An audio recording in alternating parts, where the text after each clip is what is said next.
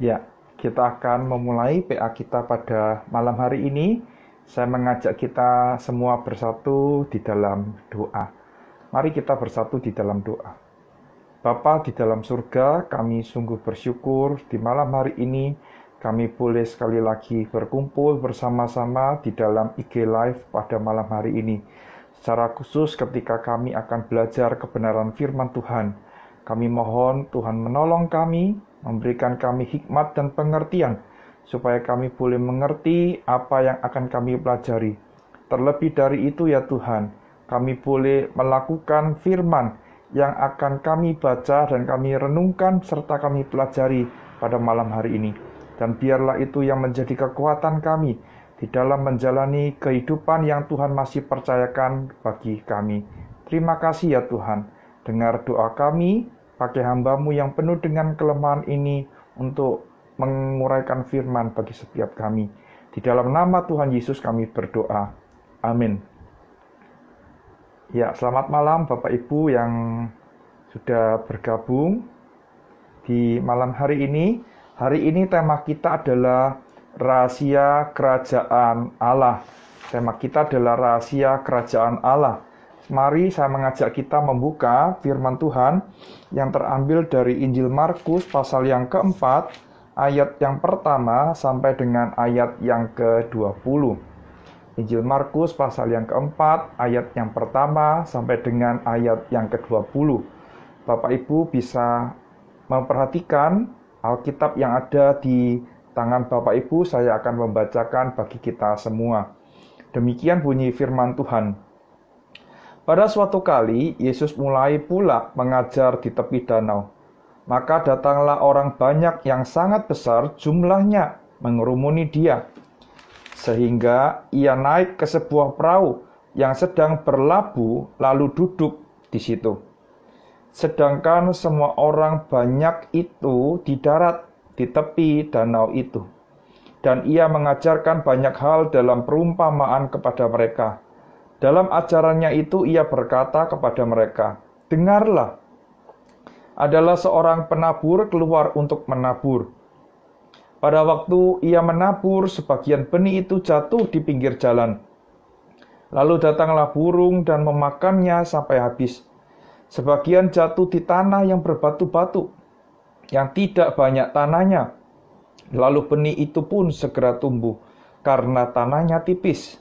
Tetapi sesudah matahari terbit, layulah ia, dan menjadi kering karena tidak berakar.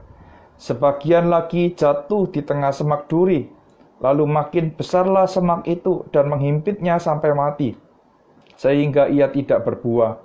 Dan sebagian jatuh di tanah yang baik, ia tumbuh dengan suburnya dan berbuah. Hasilnya ada yang 30 kali lipat, ada yang 60 kali lipat, ada yang 100 kali lipat."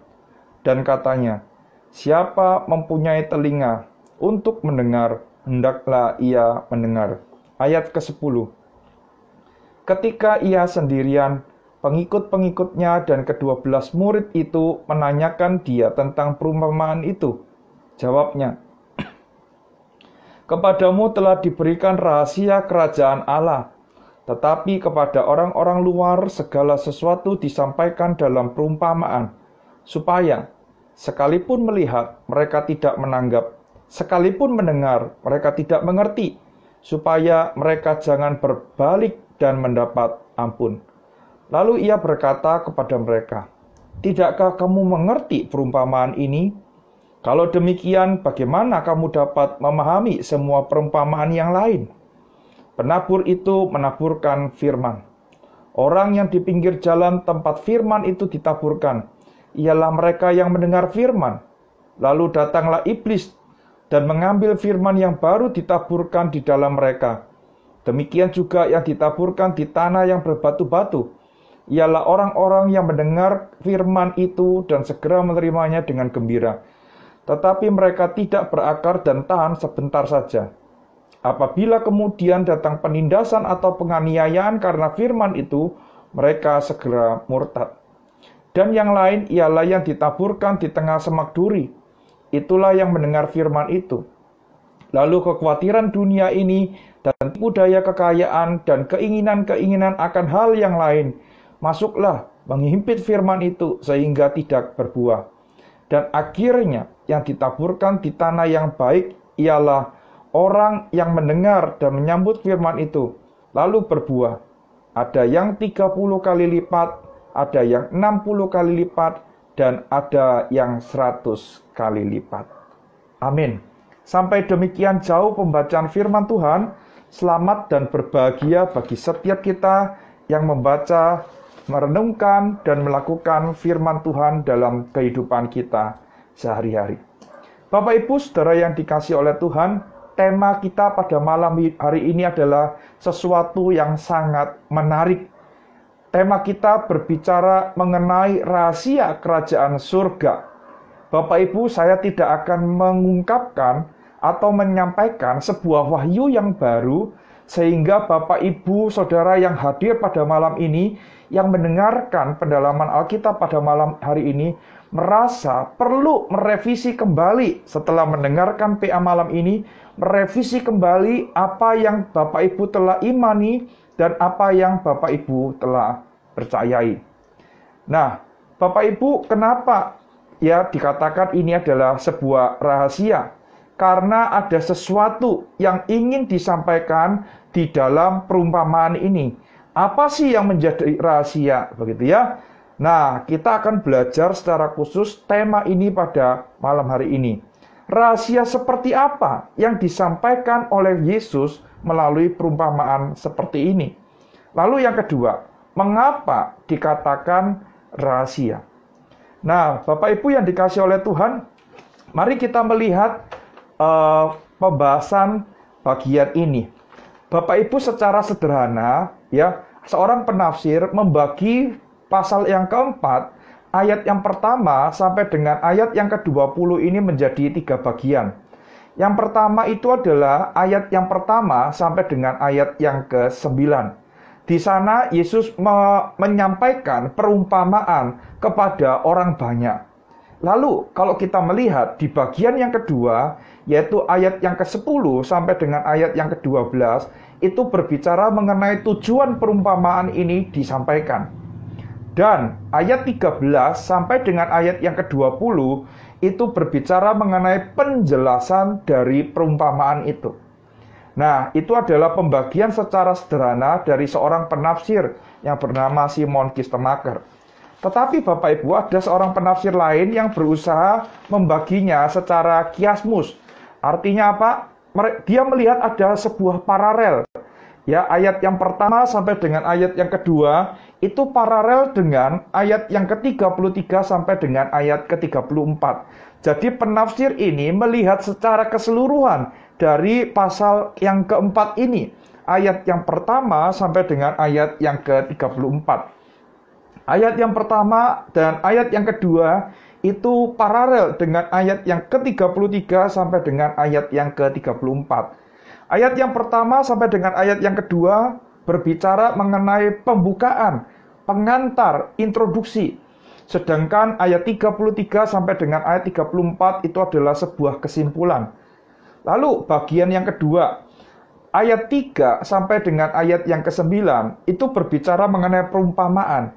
Dan itu sama dengan ayat 26 sampai dengan ayat 32. Ya, kalau kita melihat di sana juga disampaikan sebuah perumpamaan, tetapi perumpamaannya adalah perumpamaan yang berbeda. Lalu, yang ketiga, ayat yang ke-10 sampai dengan ayat yang ke-12 itu menyampaikan tujuan perumpamaan.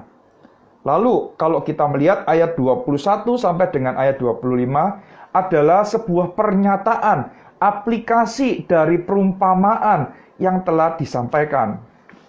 Dan tengah-tengahnya itu adalah ayat 13 sampai dengan ayat 20 yang berbicara mengenai penafsiran di dalam perumpamaan ini.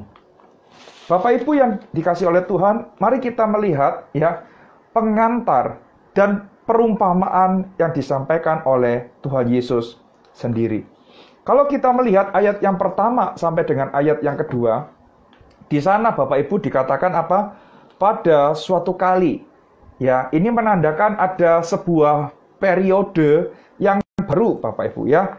Kalau kita melihat dan membandingkan beberapa terjemahan bahasa Inggris, maka kita akan melihat bahwa ada kata again di sana. Artinya apa? Terjadi lagi, Bapak Ibu. Apa yang terjadi lagi? Yaitu bahwa Yesus mengajar di tepi danau.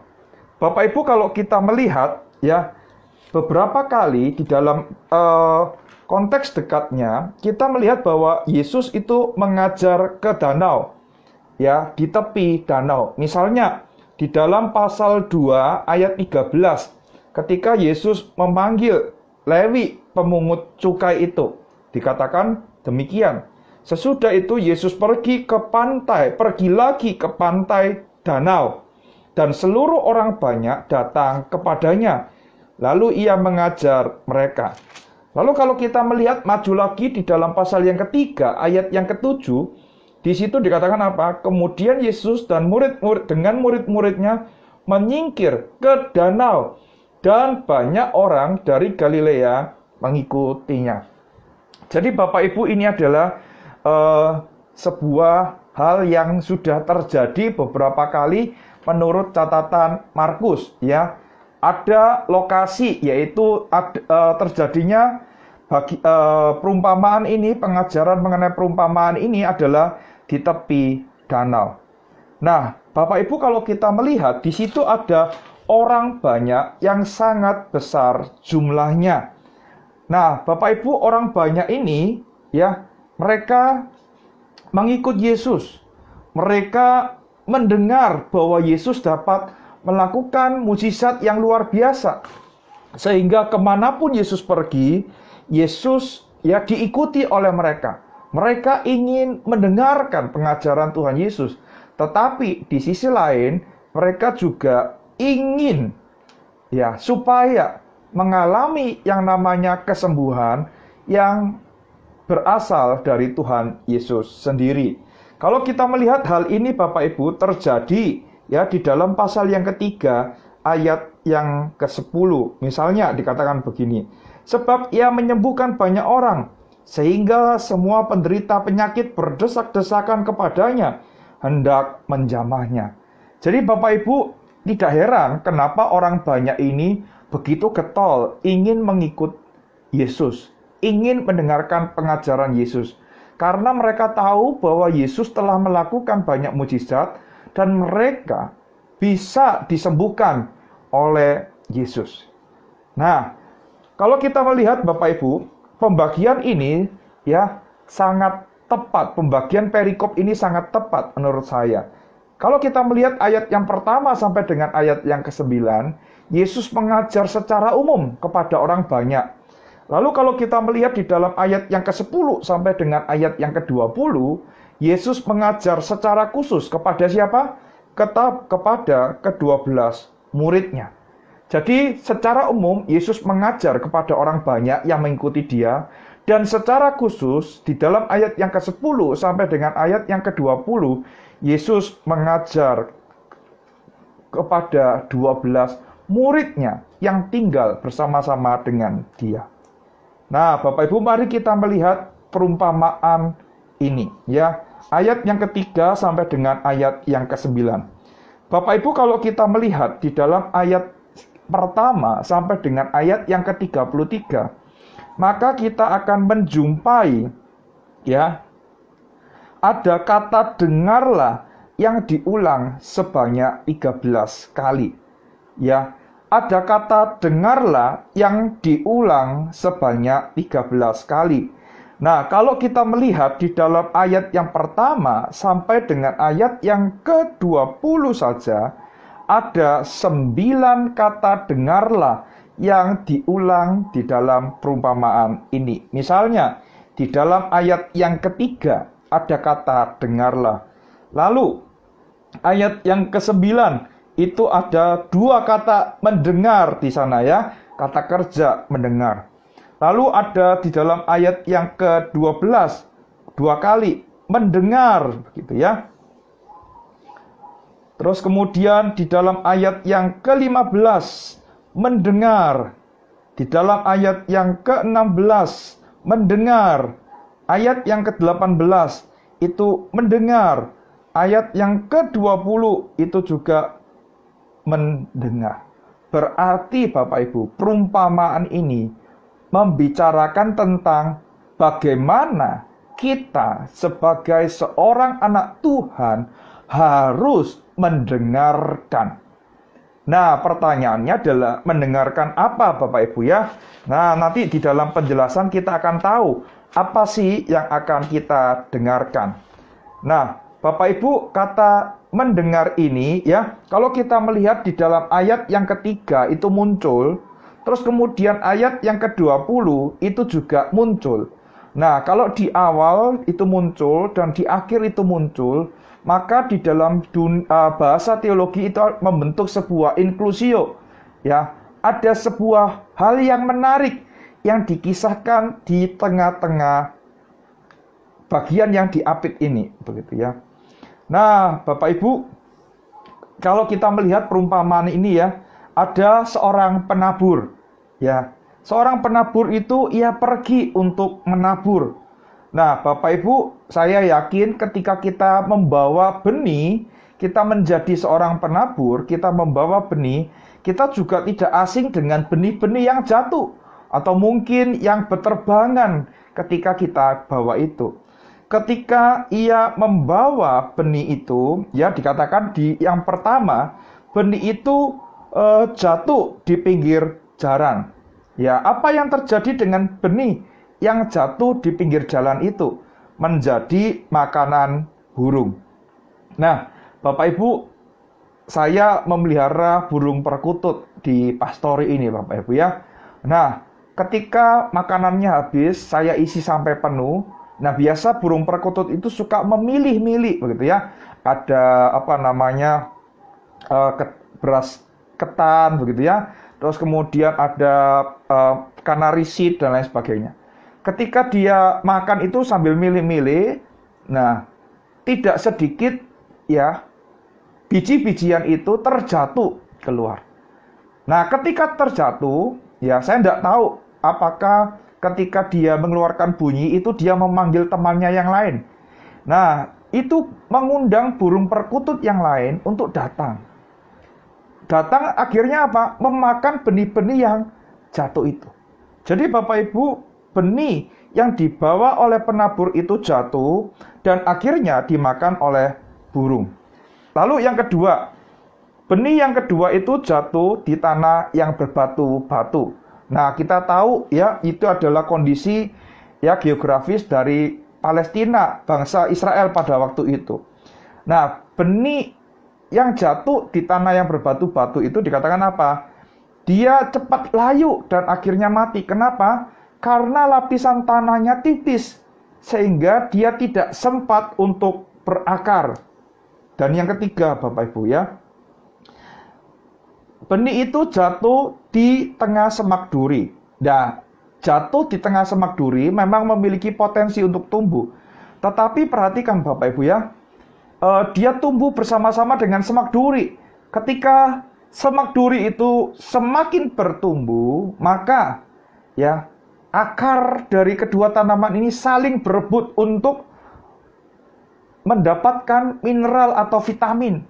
Dan kalau kita melihat Bapak Ibu, pada umumnya akar-akar dari semak duri itu akan bertumbuh dengan lebatnya sehingga dia menyedot semua vitamin dan mineral yang dibutuhkan oleh tanaman-tanaman yang tumbuh di sana.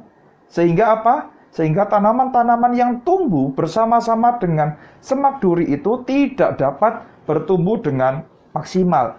Ya, jadi bertumbuh memang, tetapi tidak dapat bertumbuh dengan maksimal. Dan yang kita lihat di tanah yang keempat adalah tanah yang baik.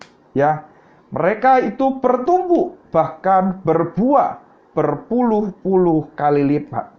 Nah, Bapak Ibu, bukan masalah nominal buahnya yang dihitung di dalam bagian ini, tetapi adalah pertumbuhan dan menghasilkan buah yang dituntut dari ya benih yang jatuh ke tanah itu. Nah, Bapak Ibu yang dikasihi oleh Tuhan, kalau kita melihat bagian yang pertama, maka kita akan selesai sampai di sini. Yesus memberikan perumpamaan tentang seorang penabur yang menaburkan benih. Bagi orang-orang yang tinggal di zaman Yesus, ini adalah sesuatu yang tidak asing, Bapak Ibu. Karena ini bersangkut paut dengan kehidupan mereka sehari-hari, pekerjaan mereka. Ya, terus kemudian ini bersangkut paut dengan penghidupan mereka. Nah, setelah kita membahas tentang perumpamaan yang disampaikan, maka kita akan masuk ke dalam bagian yang kedua, yaitu ayat yang ke-10 sampai dengan ayat yang ke-12, yang berbicara mengenai apa? Tujuan dari perumpamaan itu diberikan. Nah, Bapak Ibu, kalau kita melihat di situ ada kata rahasia yang di dalam bahasa Yunani itu misterion ya. Nah, apa sih artinya kata rahasia itu, Bapak Ibu ya? Bagi agama-agama yang ada di luar kekristenan pada waktu itu, rahasia itu menunjuk kepada sebuah pengajaran atau ritual yang harus dilakukan dalam kehidupan agama seseorang. Tetapi tidak semua orang mengetahuinya, karena memang hanya untuk beberapa orang tertentu saja. Ya, jadi hanya untuk beberapa orang tertentu saja.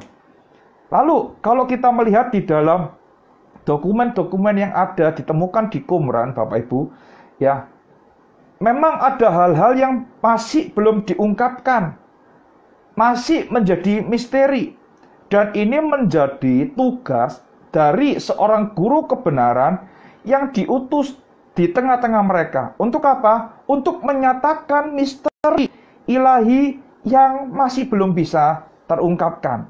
Ya, tetapi ingat Bapak Ibu, kalau di dalam kekristenan ada hal-hal yang kita bisa mengerti, tetapi ada hal-hal yang kita tidak bisa mengerti sama sekali. Ya, Ulangan 29 ayat 29 itu menjadi pegangannya. Ya, saya bacakan bagi kita. Ulangan 29 ayat 29. Hal-hal yang tersembunyi ialah bagi Tuhan Allah kita, tetapi hal-hal yang dinyatakan ialah bagi kita dan bagi anak-anak kita sampai selama-lamanya, supaya kita melakukan segala perkataan hukum Taurat ini. Ya, jadi kita mencoba mencari tahu apa yang telah dinyatakan, tetapi masih kita belum ketahui. Kita bukan mencari tahu apa yang benar-benar menjadi sesuatu yang tersembunyi. Dan kalau kita melihat Bapak Ibu di dalam tulisan-tulisan Paulus, maka kata misterion ini muncul sebanyak 21 kali. Ya. Dan memang benar kata misterion ini atau kata rahasia ini dapat berarti bahwa sesuatu yang benar atau sesuatu kebenaran itu memang tidak dapat diketahui kalau seandainya Tuhan tidak mengungkapkan. Ya, jadi misterion ini dapat kita ketahui kalau memang kebenaran itu diungkapkan oleh Tuhan sendiri.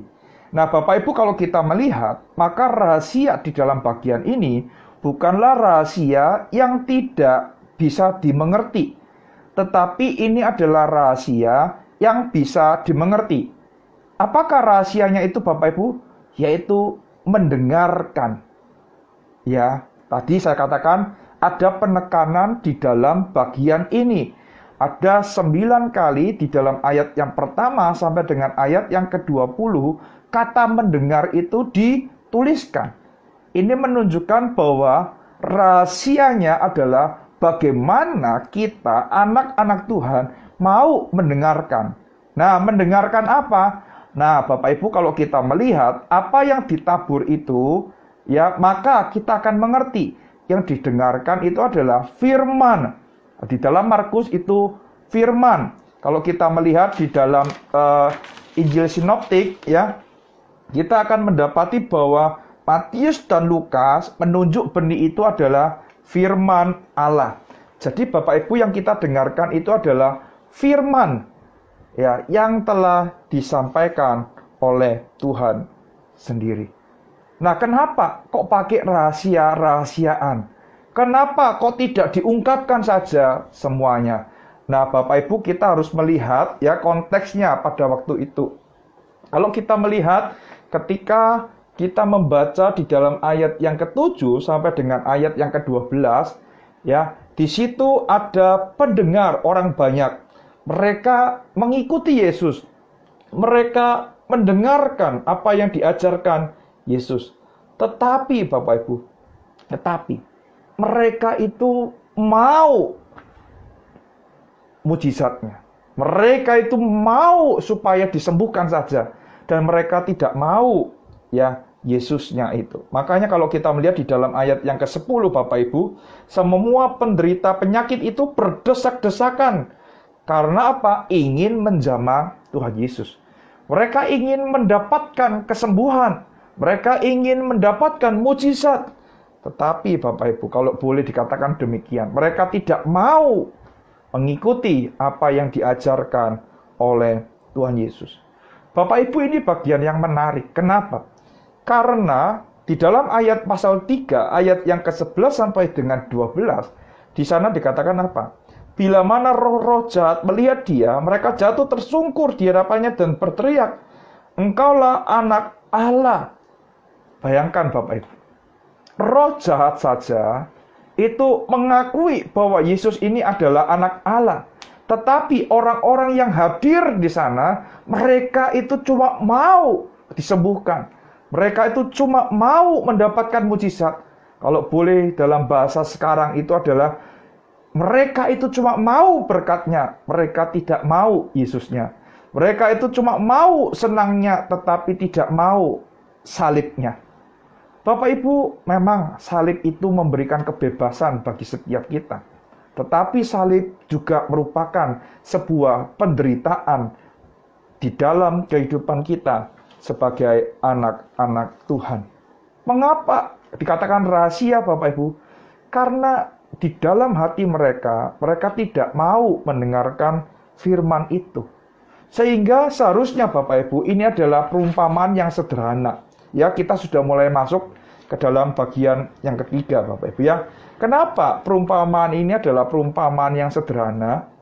Karena begini Bapak Ibu, pada zaman Yesus ya, ketika guru-guru mengajarkan mengenai cerita orang-orang yang menabur, maka mereka itu sudah mengerti bahwa penabur itu adalah guru.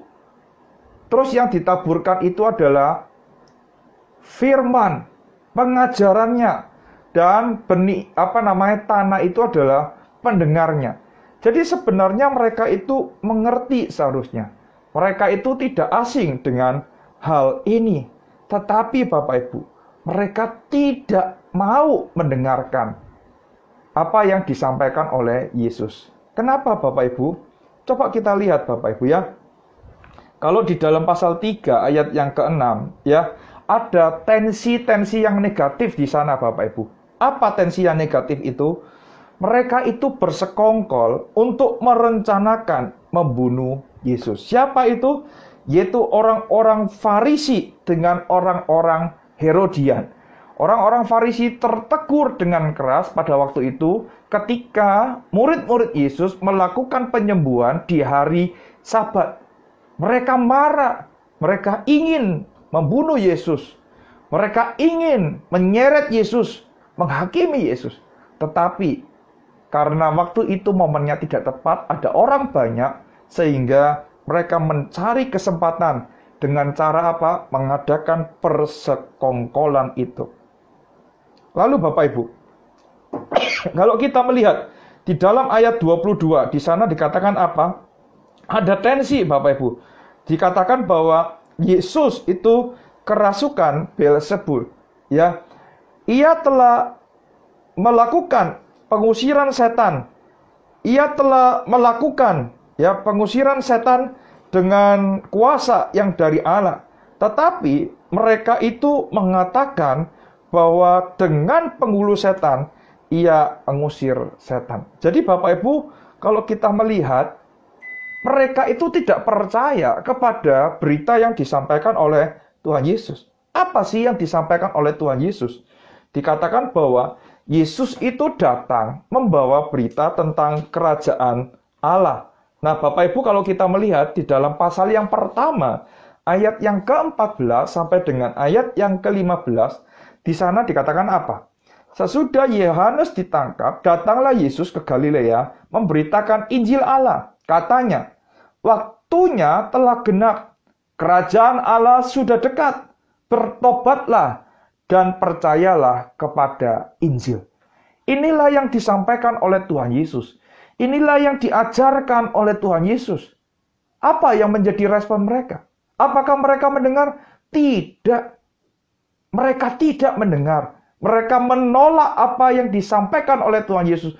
Mereka cuma mau berkat-Nya. Mereka tidak mau pengajarannya. Mereka mau sukanya. Mereka tidak mau dengan salib-Nya.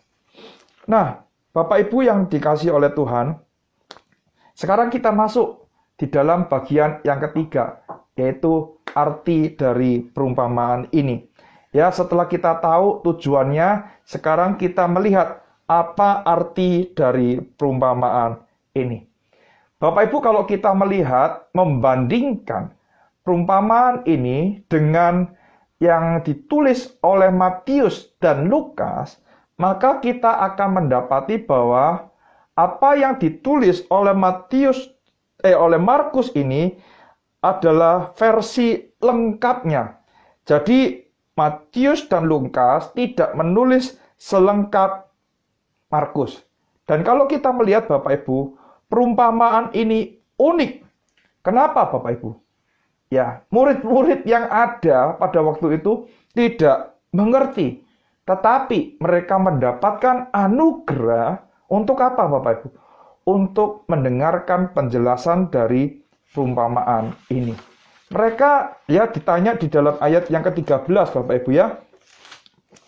Di dalam ayat yang ke-13 dikatakan, lalu ia berkata kepada mereka, tidakkah kamu mengerti perumpamaan ini? Ya Bapak Ibu, berbeda seharusnya dengan orang-orang banyak itu. Mereka cuma mau berkat-Nya, mereka tidak mau pengajarannya. Sehingga Markus mengutip dari Yesaya. Pasal yang ke-6 ayat yang ke-9 sampai dengan yang ke-10. Sekalipun mereka melihat, mereka tidak menanggap. Sekalipun mendengar, mereka tidak mengerti. Supaya mereka jangan berbalik dan mendapat ampun. Ya, Bapak Ibu, ini adalah sesuatu yang unik. Yesaya dipanggil oleh Tuhan untuk melayani Tuhan. Ya, setelah Yesaya menyampaikan firman Tuhan, tetapi orang yang mendengar itu ya tidak akan mengerti. Orang yang melihat itu tidak akan menanggap. Bapak Ibu, inilah yang menjadi rahasia. Yaitu apa? Kita mau mendengarkan berita pengajaran yang telah disampaikan oleh Yesus Kristus. Kalau lihat di dalam ayat yang kedua dikatakan apa? Sebab tidak ada sesuatu yang tersembunyi yang tidak akan dinyatakan. Dan tidak ada sesuatu yang rahasia yang tidak akan tersingkap. Ya, rahasia itu telah diungkapkan. Dan rahasia itu dijelaskan. Yaitu tentang apa? Tentang penabur. Ayat 14 Bapak Ibu ya, dikatakan penabur itu menaburkan firman. Kita tidak tahu siapakah penabur itu. Jelas, kalau kita melihat di dalam bagian ini, penabur itu menunjuk kepada Yesus sendiri, begitu ya. Apa yang ditabur itu firman. Bapak Ibu, kita akan melihat sekaligus kita akan mengaplikasikan ya bagian arti dari perumpamaan ini. Yang pertama Bapak Ibu, benih itu ya jatuh di pinggir jalan. Nah, benih itu adalah firman Tuhan. Orang ini dengar firman Tuhan Bapak Ibu ya. Orang ini dengarkan firman Tuhan, tetapi ya apa yang mereka dengar itu belum sempat bertumbuh karena apa? Diambil oleh iblis, Bapak Ibu. Nah, mungkin kalau di dalam bahasa sekarang itu kita mengenal istilah begini Bapak Ibu ya. Masuk telinga kanan, keluar telinga kiri ya. Saya tidak tahu ya Bapak Ibu ketika mendengarkan khotbah hari Minggu yang disampaikan oleh hamba Tuhan, berapa banyak yang Bapak Ibu ingat setelah pulang itu? Oh iya Pak, tidak banyak karena sudah faktor U begitu ya.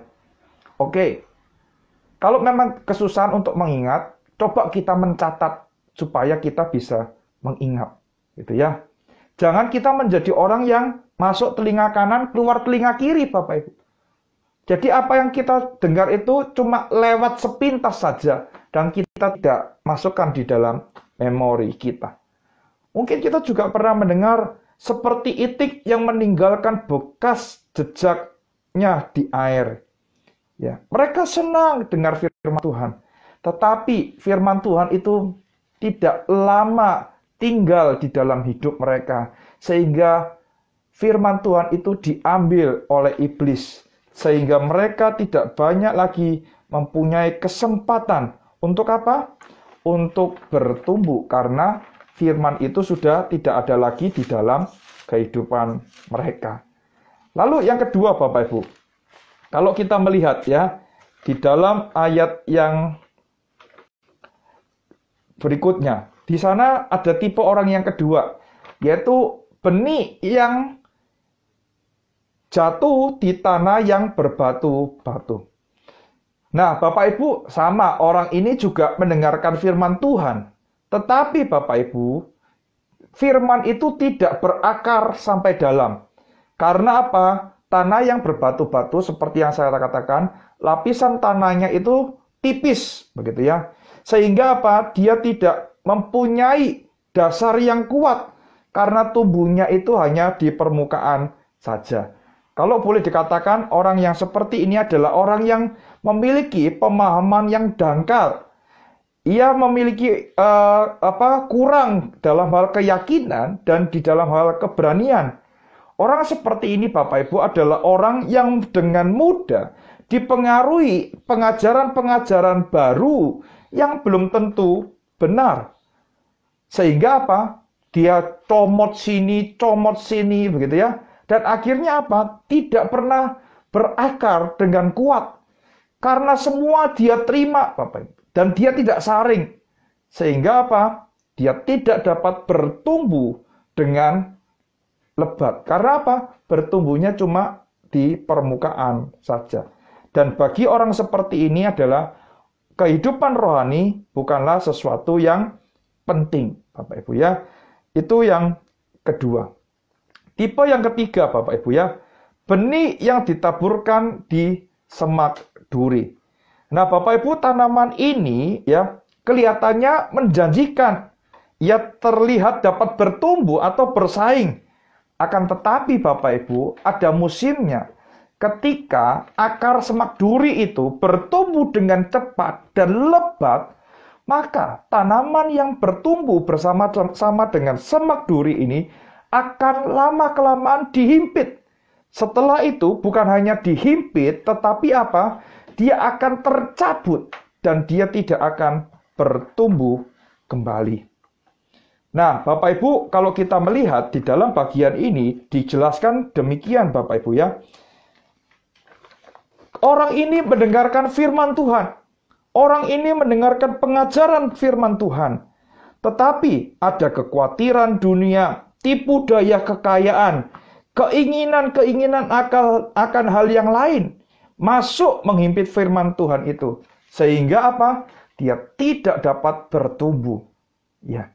Dia bukan orang yang tidak mendengarkan, Bapak. Dia mendengar. Tetapi ketika mendengar, dia khawatir, dia takut, ya. Terus kemudian akhirnya membuat dia tidak percaya, dan itu membuat dia tidak bertumbuh. Nah, Bapak Ibu, hal ini saat ini ya Bapak Ibu ya, secara khusus di masa-masa pandemi ini. Kalau kita khawatir, ya terus kemudian kita takut yang berlebihan mengenai masa pandemi ini, atau bahkan kita juga tidak berhikmat, ya keluar kemana-mana tidak mengenakan masker, tidak menjaga protokol kesehatan. Nah, orang seperti ini Bapak Ibu, ya percaya mendengarkan firman Tuhan, tetapi dia tidak akan bisa bertumbuh dengan baik. Karena apa? Dia akan dihimpit oleh kondisi sehingga lama-kelamaan dia akan tercabut. Bapak Ibu, kondisi ya yang sulit, penderitaan yang sulit itu menggambarkan kondisi iman kita yang sebenarnya. Jadi Bapak Ibu jangan salahkan ada penderitaan, ada kesulitan hidup, karena memang itu Tuhan izinkan untuk menggambarkan situasi iman kita yang sebenarnya. Dan yang keempat Bapak Ibu, benih yang ditabur di tanah yang baik. Seharusnya Bapak Ibu kita ini sama seperti benih yang ditabur di tanah yang baik. Yaitu apa? Ketika firman Tuhan itu ditaburkan, kita itu menyimpan di dalam hati, kita mengelola firman Tuhan itu, kita berinteraksi dengan firman itu dalam pergumulan hidup kita sehari-hari. Dan akhirnya Bapak Ibu, kita mengalami yang namanya pertumbuhan di dalam iman kita. Bapak Ibu yang dikasihi oleh Tuhan, pertumbuhan itu tidak terjadi secara otomatis. Pertumbuhan itu menuntut sebuah harga yang harus dibayar. Kalau kita cuma ya datang ke gereja, ya kita orang Kristen yang nafas, Bapak Ibu ya, bernafas. Artinya apa? Datang ke gereja cuma Natal dan Paskah, yaitu orang Kristen nafas, begitu kan? Natal dan Paskah. Bagaimana kita bisa bertumbuh? Tidak mau ikut PA, tidak mau ikut kelompok pembinaan, tidak mau ya merenungkan firman Tuhan secara pribadi, ya, tidak mau melakukan penggalian secara mandiri. Bagaimana kita bisa bertumbuh? Pertumbuhan itu adalah sesuatu yang harus kita usahakan. Ya, saya yakin Bapak Ibu kita semua tahu benih yang bertumbuh itu benih yang dipelihara dengan baik. Disiram, dipupuk, dicangkul, dan lain sebagainya. Tanahnya digemburkan supaya mendapatkan mineral-mineral yang dibutuhkan untuk bertumbuh. Nah, Bapak Ibu, kalau boleh saya tanya, saat ini kita itu tipe orang yang seperti apa? Kita itu tipe tanah yang seperti apa? Apakah kita adalah tanah yang ada di pinggir jalan? Atau apakah kita adalah tanah yang berbatu-batu? Atau kita adalah tanah yang berada di semak duri? Atau kita adalah tanah yang baik? Saat ini kita dapat dengan mudah mendengarkan firman Tuhan melalui channel-channel YouTube yang ada, melalui Instagram yang ada, seperti malam hari ini. Tetapi pertanyaannya, apakah kita mendengar dan hati kita menjadi tanah yang baik supaya benih firman itu dapat bertumbuh?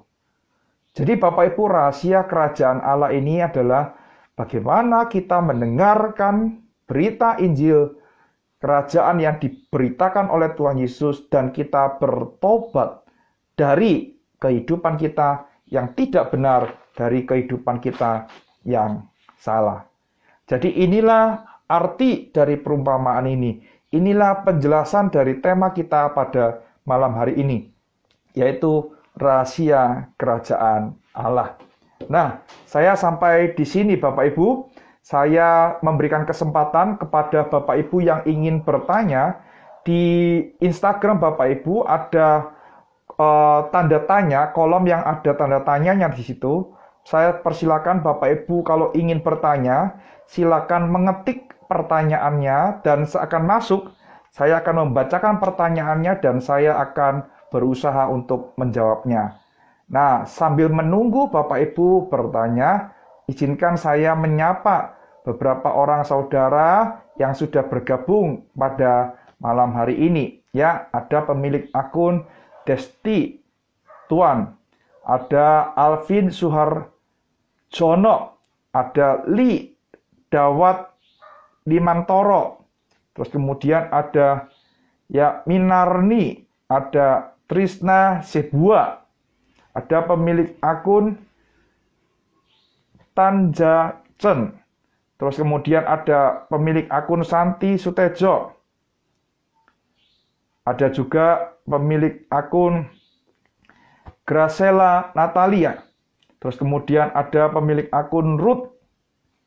Ada juga pemilik akun Lady Rosalin.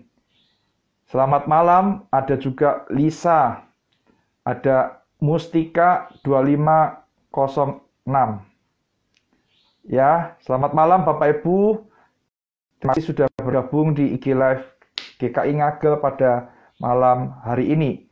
Dan juga beberapa orang Bapak Ibu yang sudah bergabung. Ada Okmel, ada Rusna, ada Esther, ada Linda, ada Kacunge Gusti, ya, yang sudah bergabung. Ada Glenn, ada Kanti, terus kemudian ada Gomez Finley, dan ada Lucy Sakit. Saya persilakan kepada Bapak Ibu yang ingin bertanya. Oke.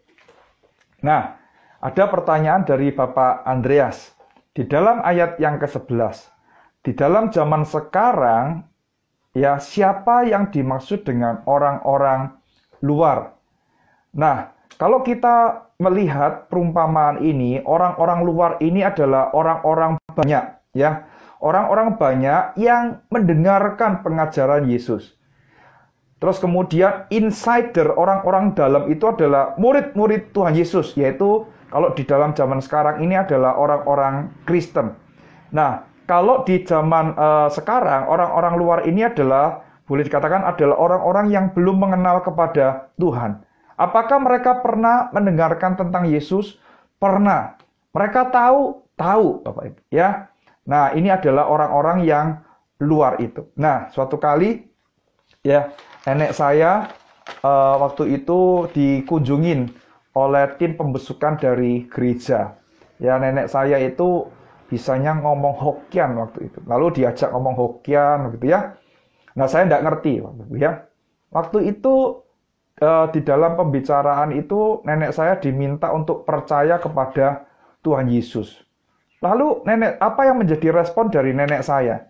Dia mengatakan demikian, oh iya, saya tahu Yesus itu yang mati di atas kayu salib, ya. Kasihan loh, ada orang yang mati di atas kayu salib. Ya, jadi Bapak Ibu, orang-orang dalam itu adalah murid-murid Kristus. Ya, pengikut-pengikut Kristus. Mungkin kita juga ketika mendengarkan firman Tuhan masih belum mengerti. Dan orang-orang luar adalah orang-orang yang masih belum percaya kepada Kristus. Mereka suka dengan pengajaran Yesus. Mereka mau mendengarkan, tetapi mereka masih belum mengambil komitmen untuk percaya kepada Yesus. Ya, mungkin itu Pak Andreas untuk pertanyaan yang telah disampaikan. Ya, silakan Bapak Ibu, apabila ada yang ingin bertanya, saya berikan kesempatan pada Bapak Ibu bisa menyampaikan pertanyaan kepada setiap kita melalui kolom pertanyaan itu, karena saya nanti akan membacakannya. Ya, ada pemilik akun Samuel Yonatan yang baru bergabung. Selamat malam. Selamat bergabung di PA GKI Ngagel pada malam hari ini.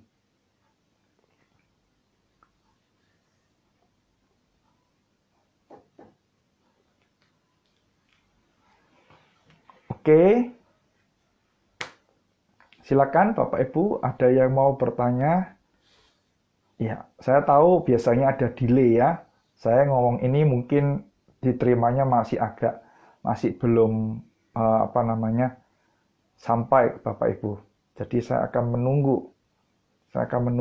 Silakan kalau ada satu pertanyaan lagi boleh ditanyakan. Kalau tidak ada, mungkin saya akan tutup dulu di dalam doa, ya, sambil Bapak Ibu mengetik. Nah, kalau misalnya setelah doa masih ada pertanyaan lagi, saya akan membacakan pertanyaan itu dan saya berusaha akan menjawabnya. Mari kita bersatu di dalam doa terlebih dahulu. Bapa di dalam surga, kami bersyukur kami boleh belajar dari perumpamaan tentang penabur pada malam hari ini. Tuhan, kami bersyukur jikalau Tuhan telah menebus kami, Tuhan telah memanggil kami menjadi anak-anak Tuhan, bahkan kami boleh menjadi murid-murid Kristus. Oleh karena itu, Tuhan tolong kami, sekalipun kami sebagai murid-murid Kristus, kami boleh terus mendengar firman Tuhan.